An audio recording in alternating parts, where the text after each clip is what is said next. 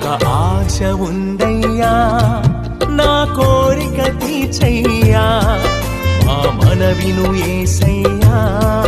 ప్రత్యుత్తరమిమ్మయ్యా ఒక ఆశ ఉందయ్యా నా కోరిక తీర్చయ్యా మా మనవిను యేసయ్యా ప్రత్యుత్తరమిమ్మయ్యా యవన కాలమందుని కాడి మొయ్యగా బలమైన విల్లుగా నన్ను మార్చవా యవన కాలమందుని కాడి మొయ్యగా